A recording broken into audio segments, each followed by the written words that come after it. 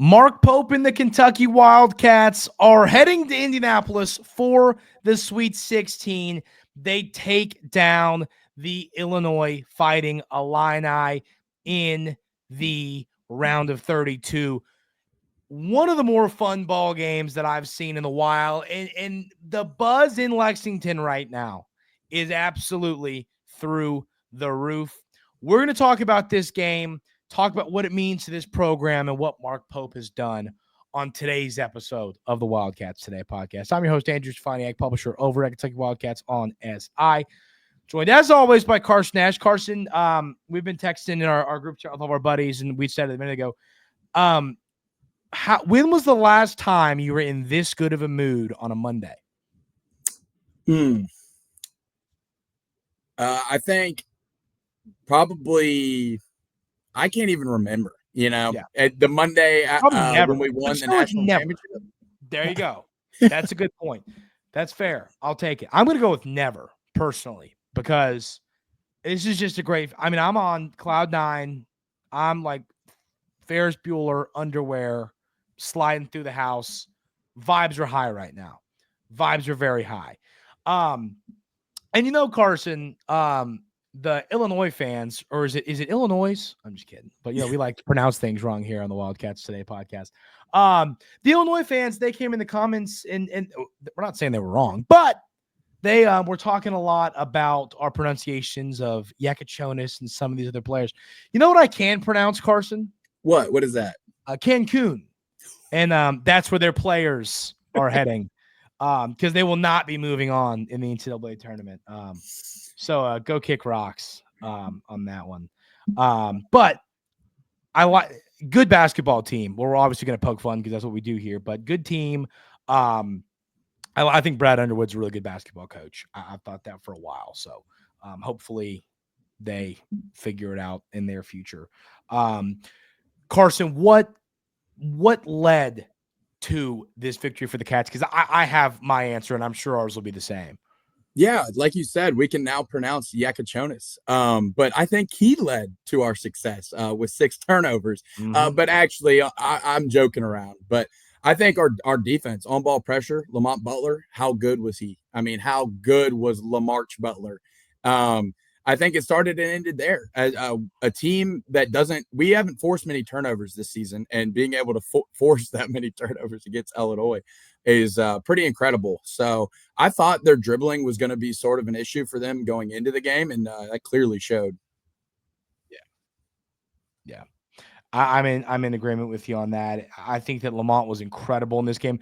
I mean, he was great defensively last game, but this game, he was better on the offensive end of the floor. I mean, Lamont goes 4 of 5 from the field. He scores 14 points, 2 of 3 from deep, adds 5 assists, 2 rebounds, and 3 steals. Lamont was incredible. And did you see what Brad Underwood said after the game, Carson? No. I think it was. Yeah. He said. Let him know.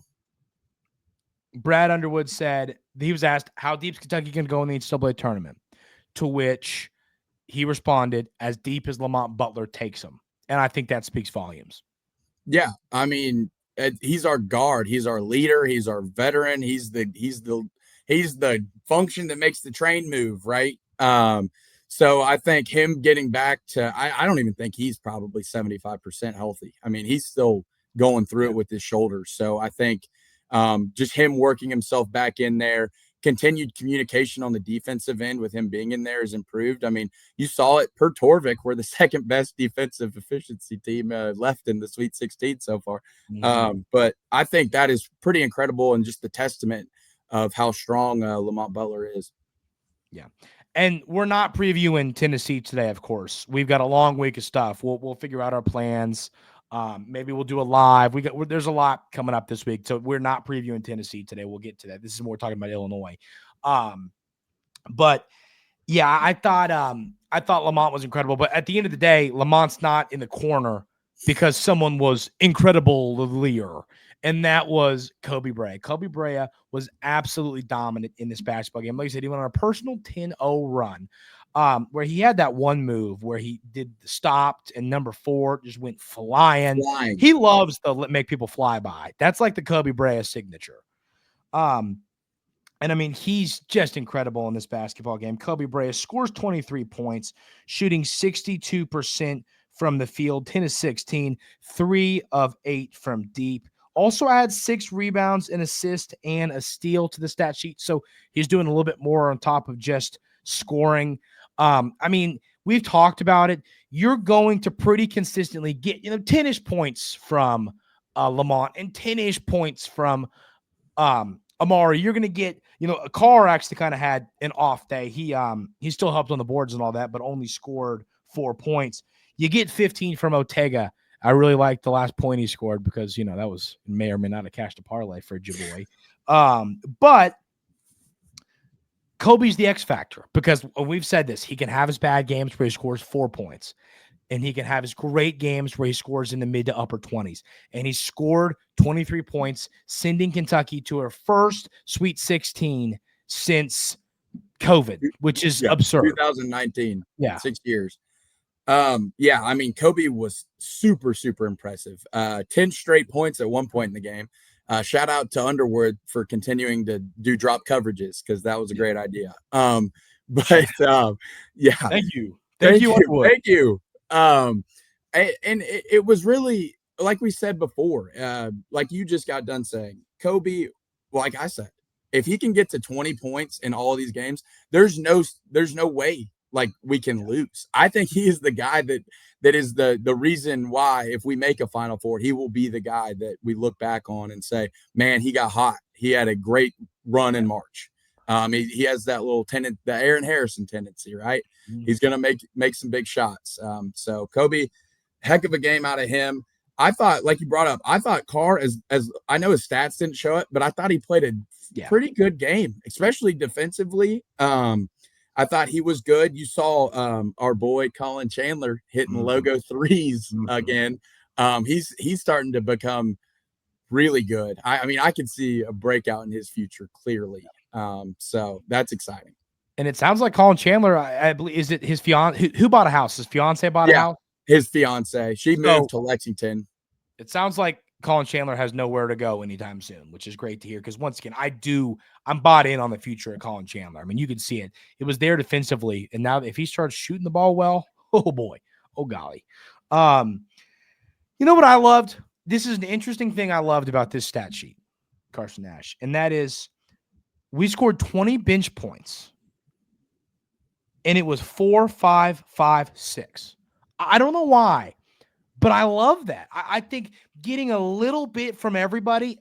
I would have preferred to get 12, 12, 12, and 16, of course. Yeah, I mean, if that was an option. But getting a little bit from everybody on the bench is a huge factor for this team. I mean, we saw Ainsley come out and score 5 points, not been playing a lot of minutes, made a big three.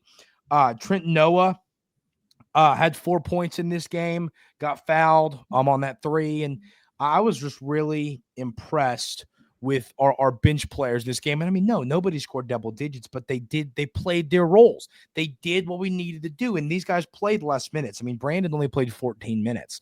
Pope's playing his guys now. So if these guys in their smaller minutes, now that we're into the big dance, can play a role like this, it's huge for our basketball team. Oh, 100%. And like we alluded to prior in the week before, we said we need probably 60 to 70% of Jackson Robinson, whatever that is, to off the bench. And you're getting that out of a combined Noah, Almanor, Garrison, and Chandler. You're not getting all the way full Jackson Robinson potential, right? But you're starting to make up those numbers that you lost there out of the successful play out of those guys. And I mean, talk about a huge bucket. I know BG didn't have his best shooting game, but that and one at the end of the game was the game ender. So, we can also talk about the freaking awesome steal that Lamont had where he was kind of like acting like he wasn't in the backcourt and then runs from behind him. I mean, that was the biggest play of the game. And Brandon being able to finger roll off the top of the glass, that was a pretty play. With Avicic, I mean, who's tall and good. That kid's good, man. Mm-hmm. I like him. I like good. Him a lot. But yeah, I thought that our bench players did what we needed them to do, and that's all. And I'll tell you this, and this can be a debate in the comments. I'd like to hear y'all's thoughts on this. I have a bold take, and Carson, and you can tell me if I'm crazy. That's fine. I think that we're getting 80% of Jackson Robinson from Colin Chandler alone because I think he's a better defender. He's a better defender. He's not anywhere close to the output offensively. But I think that you could talk me into 70, but I'm not going below 70, knowing what Colin Chandler brings defensively with his athleticism and what he's been doing, continuing to get better and better at scoring. I mean, if he's playing right, the way he's playing right now, if Colin Chandler was playing Jackson Robinson minutes, which is, near 30, I bet he'd be scoring 10 or 12 points. So I think that you're getting closer to 70, between 70 to 80% of Jackson Robinson from Colin Chandler. Some might say 60, 50, and I'm fine with that, but that's my argument for why I think it's closer to 70 or 80. Yeah, no, 100%. And there's a stat in the last couple months, Colin Chandler, I think, is like 13 of 21 from three. Yeah. So that's over 50%. So he's lighting it up back there, and he's become a guy that you can kind of rely on when he's open. So yeah, you're right. He's not Jackson offensively, and we didn't expect him to be anything like that. Jackson is a hell of a player, and I'm really sad that he doesn't get to experience this fun run with our team right now. So my heart goes out to Jackson for sure. But defensively, he's been a stud, Colin Chandler. And I mean, we can talk about that. Let's bring this up, right? I know he guarded him some, but Will Riley, he's projected first round pick, goes 1 of 7 from the field, turns it over 3 times, has 5 points. 3 of those points are from the free throw line. So he has more turnovers than made field goal points. So hell of a defensive performance out of Colin and the guys.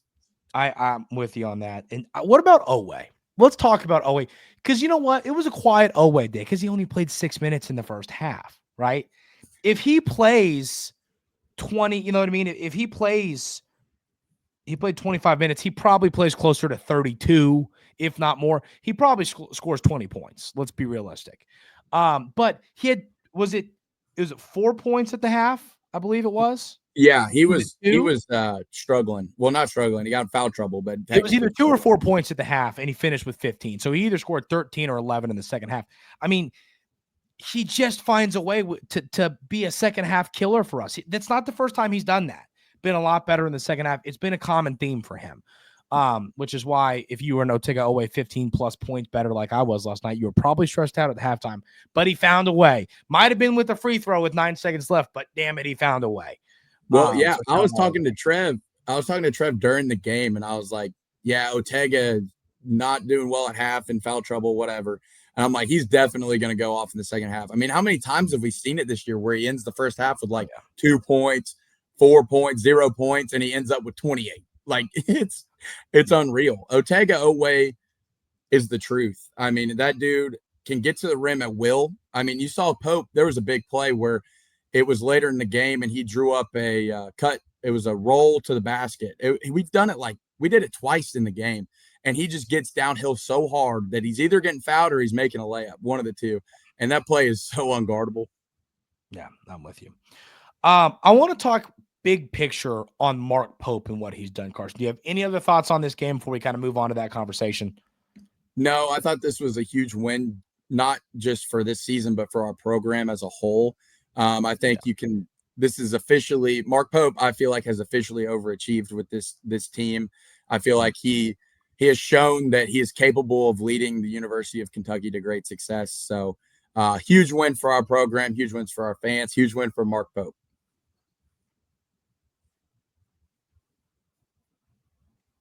Yeah. I think for year one under Mark Pope, this is everything you could have asked for. Everything you could have asked for. Yes. I mean, would we have liked to have beaten Arkansas? Were there some SEC games where you kind of left scratching your head? Ole Miss comes to mind, although they're now a Sweet 16 team. Georgia comes to mind. Yeah, of course, we could sit here and nitpick anything always. But what Mark Pope has done, having put together this roster in a month, losing Jackson for the season, having had Lamont in and out of the lineup, Carr in and out of the lineup, Kirk Reese had done pretty much the whole year, and taking this basketball team to the Sweet 16 with, I mean, we feel, Carson and I do, pretty damn good about our chances on Friday night. This is special. And I think when he has more elite 5-star talent mixed with the type of guys that he has on his roster right now, Kentucky basketball is back. And it hit me last night, Carson. I don't know why it hit me last night, but it hit me last night. We hadn't been to a Sweet 16 since 2019. Obviously, I knew that, but it hit me like 2019, we were graduating high school. Like, yeah, we were seniors in high school. What? That's absurd. You know what I mean? And it's almost like my brain was trying to like hide it from knowing that. Like it was trying to suppress that but like it really hit me last night. And I just, the fact that Mark Pope comes in year one, we were underdogs last night, technically. Technically, it might have been, it was a pick. Let's talk about that for a second. All right. We are the 3 seed. They are the 6 seed. We are the University of Kentucky. They are Illinois. We should have been favored in that game. I don't care what they had to say about it. We were the better team going in that game, and we showed it. We won that. We should have won that game by 20 points. Honestly, we dominated them from start to finish. They were up 5-4, I think. And then we went on a 9-0 run, and it was never the same after that. That game was completely in our control the whole time. That wasn't even a competition. Yeah, and I think on the same hand, I mean, I was happy we were underdogs. I saw an Illinois fan this weekend, ironically, just a random dude in an Illinois shirt. And I went and asked him, I'm like, how do y'all feel that you're an underdog in this game? And he was like, I don't like that at all. I'm like, I love it. I think it's great. I think that I'm glad you all are favorites. Yeah, I think it's great. So yeah, that was weird, but I'm proud of this team and what Mark Pope's done. But I mean, Carson, seriously, I just think you can't look at the Kentucky basketball program right now and where we're at and not be excited about the future with the talent you got coming in, with the players that we're talking about in the portal. I think our portal class is going to be even better this year. I think that the cream of the crop guys didn't, you know what I mean? Would you agree with that? I mean, Garrison was our technically, now Otega Oway was criminally underrated. We told you that at the time, and we were right. But Brandon Garrison was our highest rated guy in the portal. Everybody was underrated. Lamont, Amari, Carr, all these guys were underrated, but this year, I think we're going to get some of those top 10 players that sometimes they don't pan out, but they do more times than not. And I believe that Mark Pope is going to make them pan out because he's a damn good basketball coach. So, how would you sum up? How proud you are of this team and Mark Pope in year one, Carson? I'm overly proud of this team. I want to just thank this team because I hadn't felt like I was in love with Kentucky basketball the past couple of years. And this team really ignited it back into me. I get all flustered and everything, super nervous. I couldn't even eat on Sunday. I was so nervous. Mostly nerves had to do with that. I'm so proud. We went through so much this season. Everyone was doubting us. And then when we started to win, everyone was like, oh, you're Kentucky, you should win. Even though you came into the season saying that we weren't even a ranked team. I just love how Mark Pope just continued to believe in his guys, and the guys bought in. They all bought in, from Lamont Butler, Amari Williams. They all came from different schools. They didn't have to buy in. They put their egos aside and all came together as one unit. And man, I love Kentucky basketball, and I love Mark Pope. This team is going to have great continued success, but the future outlook of this program is going to be amazing. If you asked me right now, what is my percentage belief that Mark Pope's going to be a special coach at the University of Kentucky, I would probably say I'm about 98% confident. I'm fully bought in. When the season started, I was probably 85%. I'm now up to about 98%. But I'll tell you this, God forbid, if that 2% comes and he's not, Mark Pope is, I will forever love Mark Pope. If this might not work out, there's a chance. Of course there's a chance. It won't work out. But Mark Pope is a special person, and he loves the University of Kentucky. I know he's not from here, but he played here, and as he said, he understands it. And I just think that what he's done in year one is special. He's got special players who care about this community and care about these fans, and he is teaching people what Kentucky basketball means. He's teaching his players, his coaching staff, and it's really cool to see. And I think it's going to be the future of this program is special. Kentucky basketball is back without question. Kentucky basketball is back. I think the Sweet 16 this year, I'll be honest with you, I think he's playing with house money now. I think whatever happens after this in year one with the adversity and the injuries, putting together 1 year, 1 month, the team, I think he's overachieved already. He's playing with house money, and he's got a darn good chance to get past that game on Friday. But I think I'll tell you this is the only year that the Sweet 16 is overachieving. I can tell you that with confidence. And I think that Mark Pope has done that quicker than I would have expected. He would have also expected knows one that, more though. season. He knows that. So that won't be an issue for him going forward at all. I like that he jokes. I love too that he doesn't make excuses about his job. I think he was with the field of 68, and they were like, well, how does it feel year one bringing Kentucky back to tournament? He goes, well, if I don't, I'm not going to be the coach of Kentucky anymore. Yeah. You know what I mean? Like Mark Pope knows what he has to do to be the coach here. He knows that. And he's going to be, if he doesn't get it done and he does end up getting fired down the road, don't think it's going to happen. But if it does, he'll know that. He's not going to make excuses. He'll know it. And that's what I love about Mark Pope is he's going to work his butt off to succeed for this university, for this fan base, and for this state. And I believe he's going to be successful. I'm fully confident that he's going to be successful. I think we're going to win a national championship in the next 6 years. I really do. And I think there's a chance we do it this year. I wouldn't say I feel great about it. Don't there's count a them chance. out. No, don't you? They're going to fight. That's another thing I love about this team. This team continues to fight. You cannot beat them. You're going to have to kill them. Like you have to kill this team to get rid of them. Yeah. That's what I love about these guys. And man, they all have huge, huge hearts. Super exciting times. And guess what? He doubled Seth Greenberg's win totals in the tournament too. So yeah, let's go there. Yeah. Boom. Okay. But I'm going to throw just something at you. I mean, I'm going to read a team name and you tell me if you think we can beat them. Not saying like out of 10. I'm saying, can we beat them one time in the NCAA tournament? You tell me yes or no. Arizona. Yes. BYU. Yes. Ole Miss. Yes. Arkansas. Yes. Purdue. Yes. Maryland. Yes. Michigan. Yes. Texas Tech. Michigan State. Yes. Yes. Alabama. Wouldn't like to play them again. Yeah. But on any given night, maybe. All right.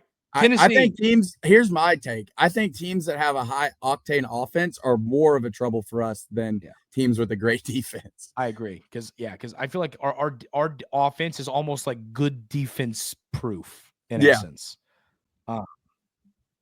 But I mean, to continue to run on that list, I mean, Houston, Duke, Florida, Auburn, I think we can beat all these teams. I do. If we play Auburn, Florida, Duke, and Houston in a 10-game series, do we probably lose the series? Yes. Can we beat them one time in a tournament setting? Frank Kaminsky and Sam Decker aren't beating Karl Anthony Towns and Willie Cauley-Stein more than once. So no, they aren't. They aren't. Yeah. So my point in saying that is, do I think we're going to win that championship? No. If I had to put a percentage to it right now, I'd say 5%. You could maybe talk me into 10. But it's possible. You beat Tennessee, I think you can beat Houston. I'd say we're a top 8 team left in it. Yeah. So I think this team, don't count us out, is all I'm telling you. Don't count this basketball team out. Never. You like you said, it's going to be like killing a cockroach. You can't just, you can't stomp it. You got to blow it up or whatever. I mean, you can't kill us. So yeah. Any other thoughts, Carson, before we get out of here? That's all I got. Hope everyone has a great Monday. It's been a fantastic day. It's going to be a crazy long week. I mean, I'm already ready for it to be Friday. So it's probably going to feel like it takes a year for Friday to get here. But hope everyone has a good Monday. Shout out to all the Illinois fans in our comments. At least you probably went to UK, so you can enjoy it a little bit. But that's all I got. Yeah. Per capita, Illinois is the state where, like, when I meet people and I'm like, where are you from? Chicago, the suburb. Everyone from Illinois comes to UK. So I think that should say something. All my family's from Illinois, and they're all now in Lexington, Kentucky. So there's a hint to take as well. Shout out to Illinois, though. That is like my home state. I'm born and raised here, but like my family's from Illinois. Underwood. I like Underwood too. He gets so crazy on the sidelines. I like him as a coach. Yeah, don't get it twisted. I was born in Central Baptist. I meant my family's from Illinois. I'm born and raised here. But Plan for the rest of the week, Carson. Obviously, we'll have a Tennessee preview that will come out on Thursday. What we do, we'll have something come out Tuesday, Wednesday. Maybe it's a live. Something's going to come out. Maybe it's kind of what we did last week, a keys to victory over Tennessee. We'll get another couple things to y'all this week with it being the tournament. So be ready for that. It's going to be a fun week. So, and once again, follow our Twitter. We had a pretty funny meme out there today. So follow our Twitter, and then you can get alerted. Once again, Kentucky learned how to defense. Yeah, they did. It was a Happy Gilmore meme. So I should have just added that on here. I could have done that. But yeah, so go follow our Twitter. We also made an Instagram. Do you know what our Instagram bio is? We'll just tell you. I think it's Wildcats _today. Hold on. It's Wildcats _today is our Instagram. So we'll be posting stuff about lives there and on Twitter. So go follow our socials and hit that subscribe button. We really appreciate it. Cats are in the Sweet 16. That is awesome. And we're going to beat the hell out of Tennessee. And we'll probably tell you why later this week. That's going to do it for today's episode of the Wildcats Today podcast. And we'll see you next time. Appreciate it.